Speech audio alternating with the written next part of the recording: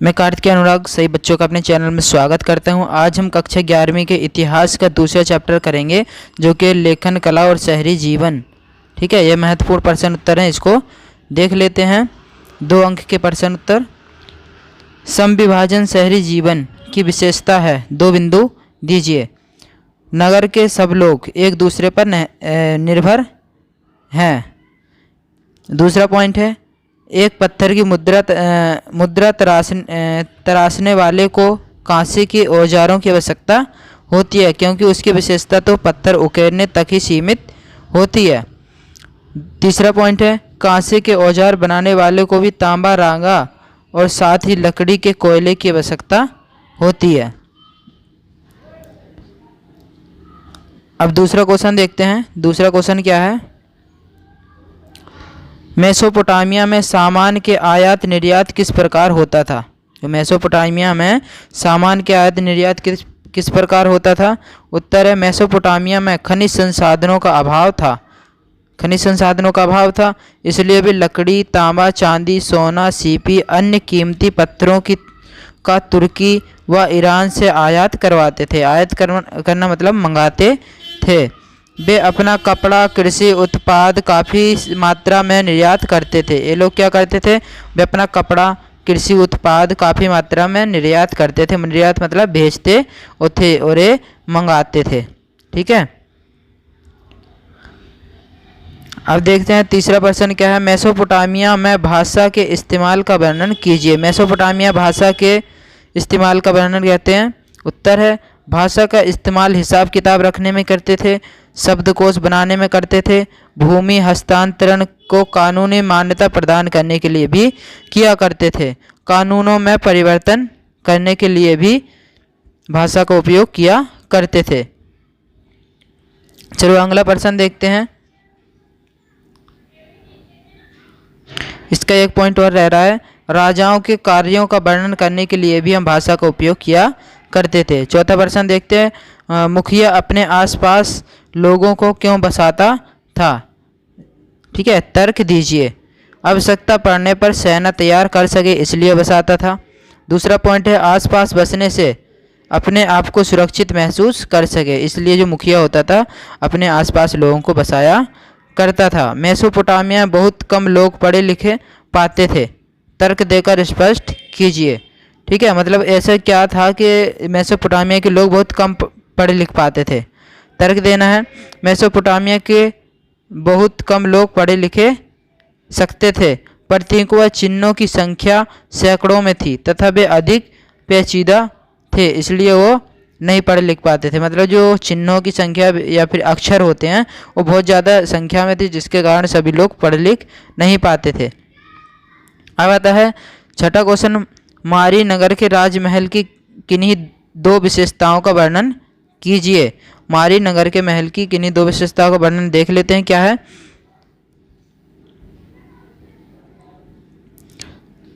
उत्तर है, मारी नगर का विशाल महल वहाँ के शाही परिवार का निवास स्थान था। ठीक है, वहाँ का जो राजा था वहाँ के राजा के परिवार का निवास स्थान था। यह राजमहल प्रशासन तथा कीमती धातुओं के निर्माण का मुख्य केंद्र था। तीसरा है, राजा के भोजन की मजे पर हर रोज भारी मात्रा में खाद्य पदार्थ, आटा, रोटी, मांस, मछली, फल, मदिरा, बियर आदि रखे जाते थे। इस विशाल महल में कितने थे? 260। ठीक है, 260 कक्ष थे।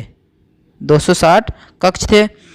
अब देखते हैं, मेसोपोटामिया शब्द का अर्थ स्पष्ट कीजिए। ठीक है, या मेसोपोटामिया का शाब्दिक अर्थ क्या होता है देख लेते हैं। मेसोपोटामिया नाम यूनानी भाषा के 2 शब्दों मेसोस अर्थात मध्य और पोटेमोस अर्थात नदी से मिलकर बना है, इसलिए मेसोपोटामिया शब्द दजला और फरात नदियों के बीच की उपजाऊ धरती को माना जाता है। यह ऐतिहासिक भूमि आजकल इराक गणराज्य में है। जो इराक हमारा देश है उसी देश में है ये। चलो 8वां क्वेश्चन देख लेते हैं। 8वां क्वेश्चन क्या है?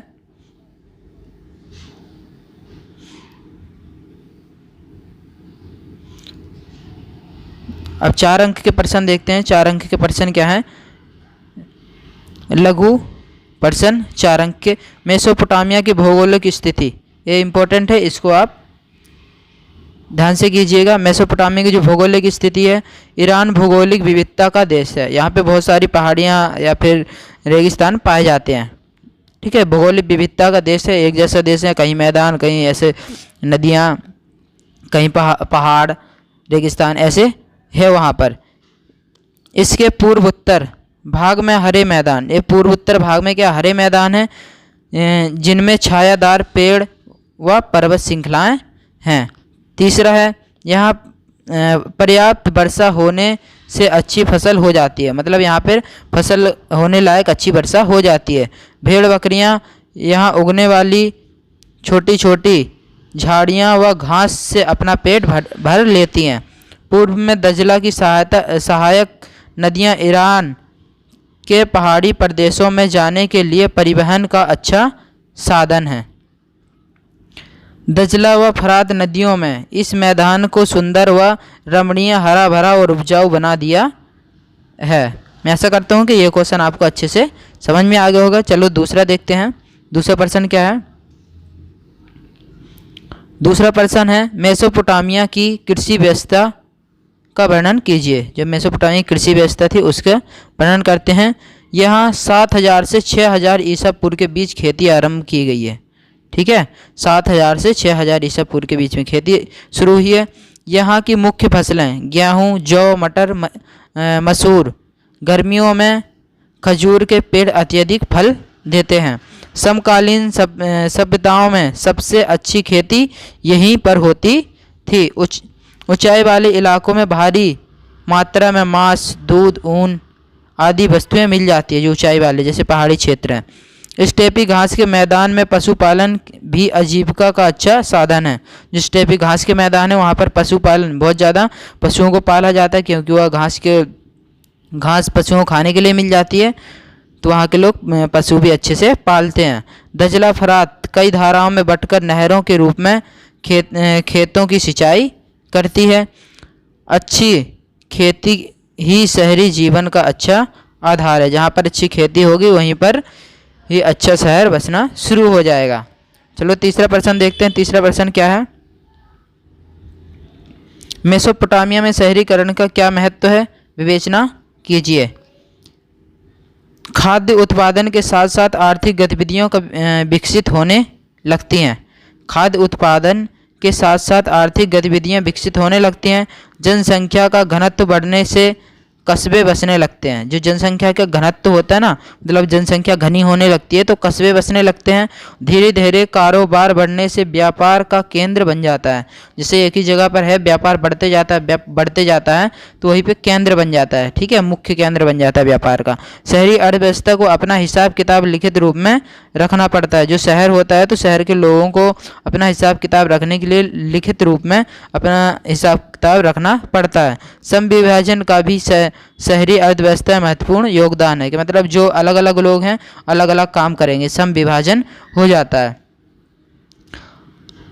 कुल परिवहन, ठीक है, कुशल, सॉरी गलत बोल गया, कुशल है। कुशल परिवहन व्यवस्था का भी इस सभ्यता में महत्वपूर्ण योगदान है।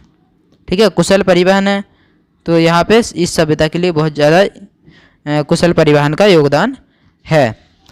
चलो अगला प्रश्न देख लेते हैं, चौथा। अगला प्रश्न है, लेखन कला के क्रमबद्ध विकास का वर्णन कीजिए। जो लेखन कला है उसके क्रमबद्ध विकास का वर्णन करते हैं। इसका उत्तर है, पहला पॉइंट, मेसोपोटामिया के लोग मिट्टी की पट्टिकाओं पर लिखा करते थे। जो मेसोपोटामिया के लोग थे मिट्टी की ऐसी पट्टिकाएं बना लेते थे और उसी पर लिख देते थे और उसी को आग में पका दिया करते थे, जिसके कारण वो जल्दी टूटती नहीं थी। पट्टिकाओं पर लिखा करते थे। चिकनी मिट्टी को आकार देकर सुखाया जाता था। जैसे आकार दे दिया और फिर उसको सुखा दिया जाता था। लिखने वाली सतह चिकनी बनाई जाती थी। इधर लिखा जाता था, पहले इसको चिकना बना दिया जाता था, फिर इस पर लिख दिया जाता था और फिर इसको सुखा दिया जाता था। सरकंडे की तीली की नोक से पट्टी पर लिखा जाता है। जो सरकंडा होता है तो ऐसे कलम की तरह, तो उसके लिखा जाता था। पट्टी धूप में सुखाकर पक्की हो जाती है, जो पट्टी होती थी धूप में सुखा दी जाती जिससे वो पक्की हो जाती है। यहाँ पर खुदाई से सैकड़ों पट्टिकाएँ मिली हैं। जो मेसोपोटामिया है, मेसोपोटामिया में ऐसी बहुत सारी पट्टिकाएँ मिली हैं, मतलब सैकड़ों की संख्या में पाई गई हैं यहाँ पे। अगला प्रश्न है, दक्षिणी मेसोपोटामिया के इलाके में ग्रामीण लोगों के मध्य झगड़े क्यों होते थे, स्पष्ट कीजिए। ठीक है, दक्षिण मेसोपोटामिया के इलाकों में ग्रामीण लोगों के मध्य झगड़े क्यों होते थे, देख लेते हैं इसका उत्तर क्या है। ग्रामीणों में पानी व जमीन के लिए झगड़े बार बार होते थे। किसके लिए, पानी के लिए और ज़मीन के लिए। ठीक है, पानी और ज़मीन के लिए आज भी देखे जाते हैं गांव में, पानी के लिए और ज़मीन के लिए आज भी झगड़े हो जाते हैं। नदियों का रास्ता बदलने से लोग पुनः स्थगित हो जाते थे। जैसे नदी जा रही है, अगर ये नदी ने यहाँ से अपना मार्ग बदल लिया, इस साइड चली गई, तो यहाँ के लोग फिर स्थगित यहाँ से आकर के यहाँ बसना शुरू हो जाते थे। इसके कारण भी लड़ाइयाँ होने लगती थी। नदी की जलधाराओं के ऊपर रहने वाले लोग सारा पानी अपने खेतों में इस्तेमाल कर लेते। जैसे जो ये लोग यहाँ पर रहते थे, तो ये लोग नदी का पानी सारा यूज कर लेते, जिसके कारण नीचे पानी नहीं आ पाता था। तो जिसके कारण पानी यूज करने के कारण भी इनके मध्य लड़ाई हो जाती थी। कभी कभी नदी में गाद जमने से नदी का बहाव रुक जाता था। जैसे गाद है तो गाद जम जाती थी यहाँ पे, या फिर यहाँ पे जम गई तो पानी नीचे नहीं आ पाता था, इसलिए नीचे वाले लोगों को पानी नहीं मिलता था और उनके खेत सूखे रह जाते थे, जिसके कारण इनके मध्य लड़ाई होती रहती थी, झगड़े होते रहते थे। चलो छठा क्वेश्चन देखते हैं क्या है। छठा प्रश्न है, मेसोपोटामिया परिवार व शादी के लिए कैसे नियम थे, स्पष्ट कीजिए। उत्तर है, समाज में एकल परिवार ही आदर्श माना जाता था। ठीक है, एकल परिवार वो होता है जिसमें मम्मी पापा और 2 बच्चे हों, उसी को एकल परिवार कहते हैं। और संयुक्त परिवार में जिसमें माता पिता, दादा दादी, चाचा चाची और बच्चे हों, उसे संयुक्त परिवार कहते हैं। पिता परिवार का मुखिया होता है। एकल परिवार में क्या होता है, पिता परिवार का मुखिया होता है। शादी की शुरुआत में वधू माता पिता अपने सहमति से देते हैं। ठीक है, शादी की शुरुआत में वधू के माता पिता अपनी सहमति देते हैं। अगर माता पिता की सहमति हो गई तो शादी हो गई, नहीं तो नहीं होती थी। विवाह की रस्म पूरी होने पर दोनों पक्ष उपहारों का आदान प्रदान करते थे। लड़की वाले और लड़का वाले दोनों उपहारों का आदान प्रदान किया करते थे।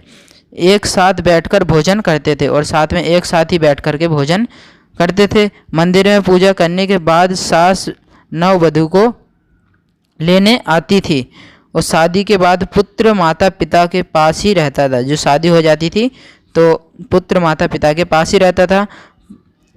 पिता का घर, पशुधन, खेत आदि उसके पुत्र को ही मिलते थे। ठीक है, जो पिता का घर हुआ, पशुधन हुआ, खेत हुआ, उसके पुत्र को ही मिलते थे।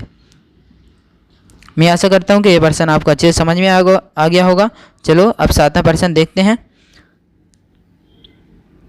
7वां प्रश्न है, उर नगर की नगर योजना का वर्णन कीजिए।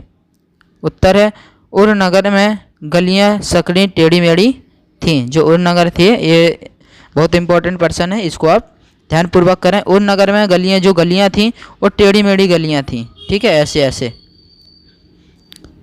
अनाज के बोरे, ईंधन के गट्ठे गधे पर लादकर घर तक ले जाए जाते थे। ठीक है, मतलब कोई गाड़ी या फिर बैलगाड़ी इनके अंदर नहीं जा सकती थी, जिसके कारण गधों पर लादकर या सिर पर लाद करके अनाज के बोरे या फिर कुछ ईंधन के गट्ठे वो सर पर लाद के ले जाने पड़ते थे। गलियां बहुत घुमावदार थीं। ऐसे गली एक ये जा रही फिर ऐसे हो जाती थी। ऐसे गलियां घुमावदार थीं। जल निकासी के लिए नालियां सड़कों के किनारे ना होकर घरों के भीतर पाई जाती थी।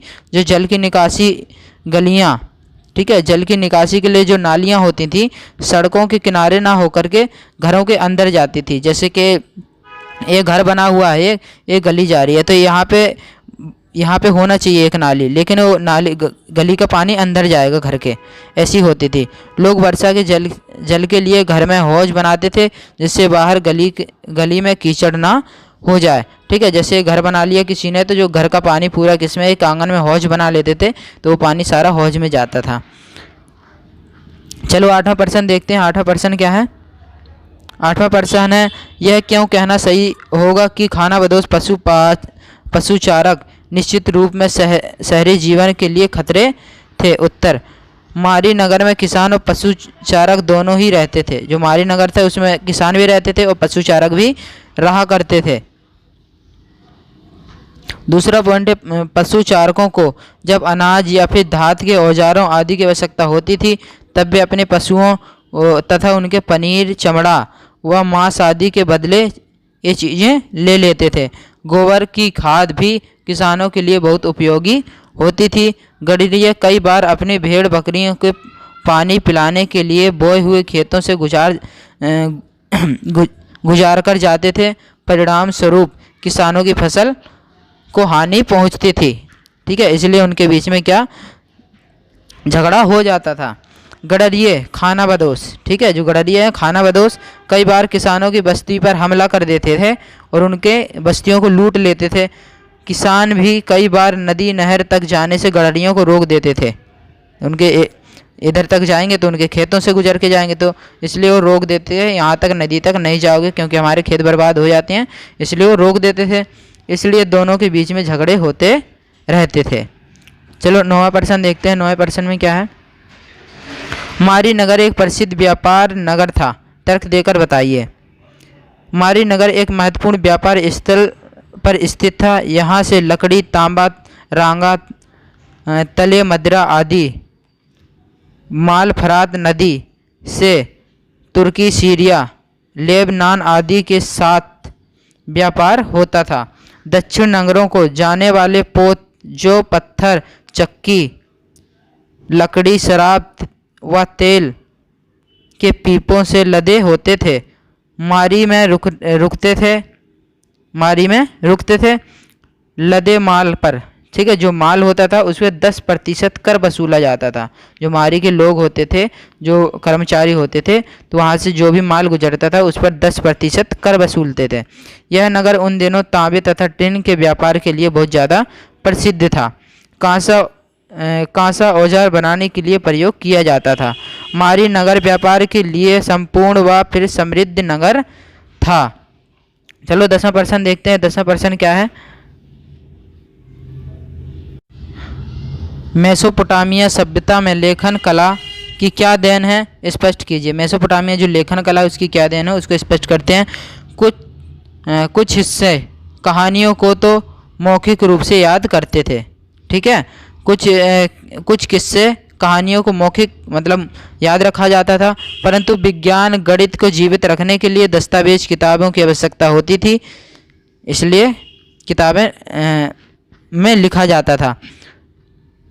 काल गणना का लेखा जोखा भी लिखित रूप में लिखा जाता था। चंद्र ग्रहण का हिसाब रखा जाता था। जो चंद्र ग्रहण होता था उसका भी हिसाब रखा जाता था। विद्यार्थीगण पुरानी पट्टिकाओं को पढ़ते थे। जो पुरानी पट्टिकाएं होती थी उन्हीं को जो विद्यार्थीगण पढ़ा करते थे। कुछ छात्रों को इतना संपन्न बनाया जाता था कि बौद्धिक उपलब्धि को संवार कर अगली पीढ़ी को प्रदान करें। यह सब लेखन कला की देन है, जिससे हम मेसोपोटामिया की उपलब्धि को जान पाए हैं। मैं आशा करता हूं कि 10वां प्रश्न आपको अच्छे समझ में आ गया होगा। चलो 8 नंबर के प्रश्न देख लेते हैं। मेसोपोटामिया की प्रमुख उपलब्धियां क्या हैं? ठीक है, ये थोड़ी बड़ा प्रश्न है। लेखन कला का सर्वाधिक महत्वपूर्ण देन। लेखन कला सर्वाधिक महत्वपूर्ण देन कहाँ की है?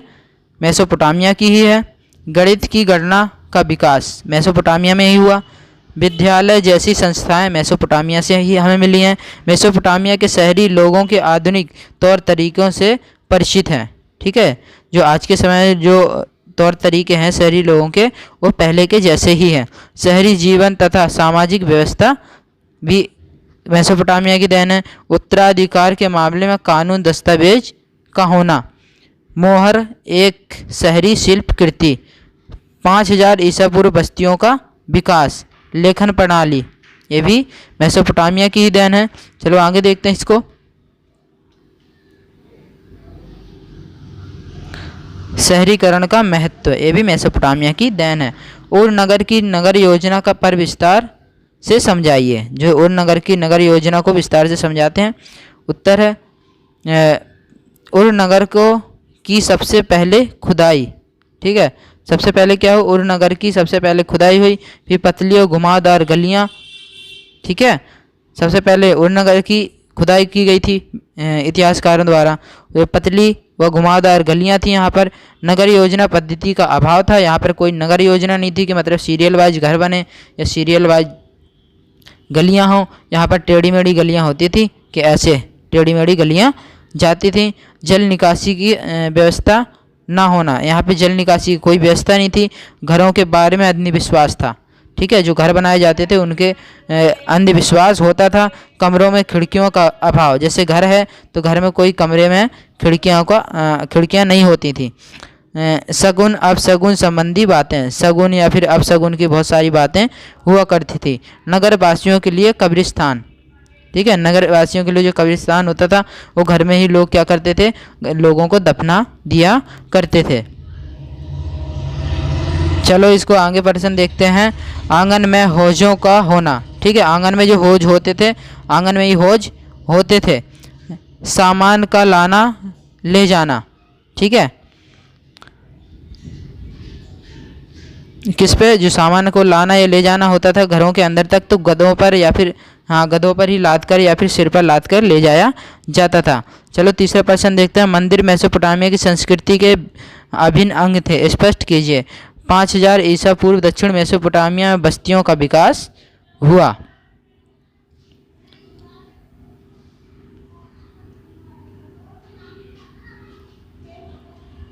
अब आता है कुछ प्राचीन शहर मंदिर के चारों ओर विकसित हुए। जो प्राचीन शहर हुए वो मंदिरों के चारों ओर विकसित हुए। जैसे ये मंदिर है तो चारों तरफ शहर बसना शुरू हो गए। सबसे पहले ज्ञान मंदिर का एक छोटा सा देवालय था जो कि कच्ची ईंटों से बना था। मंदिर विभिन्न प्रकार के देवी देवताओं का निवास स्थान थे। जो देवी जो चंद्र देवता, इन्नाना जो प्रेम या युद्ध की देवी थी। ठीक है, जो चंद्र देवता थे और इन्नाना जो प्रेम या युद्ध की देवी थी। कुछ प्रारंभिक साधारण मंदिर घरों जैसे ही होते थे, क्योंकि मंदिर भी किसी देवता के घर होते थे। देवता पूजा। ठीक है, देवता पूजा का केंद्र बिंदु होता था। लोग देवी देवता के लिए अन्न, दही, मछली आदि लाते थे चढ़ाने के लिए। आराध्य देव सैद्धांतिक रूप से खेतों और मत्स्य खेतों, स्थानीय लोगों के पशुपालन का स्वामी माना जाता था। समय आने पर उपज की उत्पादित वस्तुओं को बदलने की प्रक्रिया मंदिरों में ही की जाती थी। मंदिरों ने धीरे धीरे अपनी क्रियाकलाप बढ़ा दी। जो मंदिरों ने क्या करी, अपनी क्रियाकलाप धीरे धीरे बढ़ा दी। उस समय मंदिर न केवल धार्मिक केंद्र थे अपितु आर्थिक क्रिया से भी जुड़े हुए थे। चलो चौथा प्रश्न देखते हैं। चौथा प्रश्न है, संभवतः दुनिया को मेसोपोटामिया की सबसे बड़ी देन उसकी कालगणना या फिर गणित की विद्वतापूर्ण परंपरा है। चलो इसको देखते हैं। मेसोपोटामिया की दुनिया को सबसे बड़ी देन उसकी कालगणना और गणित की विद्वता परंपरा है। 1800 ईसा पूर्व के आसपास कुछ पट्टिकाएं मिली जिनमें गुणा, भाग, तालिकाएं, वर्ग व वर्गमूल, चक्रवृद्धि, ब्याज की सारणियाँ दी गई हैं। मेसोपोटामिया वासियों से ही हमें ज्ञात हुआ है कि पृथ्वी चारों ओर चंद्रमा की परिक्रमा के अनुसार एक पूरे वर्ष 12 महीनों में विभाजन और एक महीने में 4 हफ्तों में विभाजन, एक दिन में 24 घंटे में विभाजन, 1 घंटे 60 सेकंड में विभाजन। आज ये सब हमारे दैनिक जीवन का हिस्सा है। ये सब हमें मेसोपोटामिया के लोगों से ही प्राप्त हुआ है, जानकारी प्राप्त हुई है। सूर्य या चंद्र ग्रहण घटित होने पर मास व दिन के अनुसार उनका हिसाब रखकर काल गणना की जाती थी। रात को आकाश में तारों तथा तारामंडल की स्थिति पर नज़र रखते हुए काल गणना की जाती थी। चलो पांचवा प्रश्न देखते हैं। पांचवा प्रश्न क्या है? पांचवा प्रश्न है मेसोपोटामिया। ठीक है, मेसोपोटामिया की प्रमुख उपलब्धियां क्या थीं? जो मेसोपोटामिया की प्रमुख उपलब्धियां देख लेते हैं। ये रिपीटेड क्वेश्चन है, चलो इसको देखते हैं। लेखन कला, ठीक है, गणित की गणनाओं का विकास, शहरी जीवन तथा सामाजिक व्यवस्था, विद्यालयों जैसी संस्थाएं, 5000 ईसा पूर्व बस्तियों का विकास, विवाह या उत्तराधिकार के मामले में कानून दस्तावेज का होना, मोहर एक शहरी शिल्पकृति और शहरीकरण का महत्व, ये सभी मेसोपोटामिया की उपलब्धियां हैं। मैं आशा करता हूं कि ये चैप्टर आपको अच्छे से समझ में आ गया होगा। अगर आपको हमारी वीडियो पसंद आती है तो वीडियो को लाइक करें, शेयर करें और चैनल को सब्सक्राइब जरूर करें, और हमें कमेंट करके ये ज़रूर बताएं कि हमारी वीडियो आपको कैसे लगती है। धन्यवाद।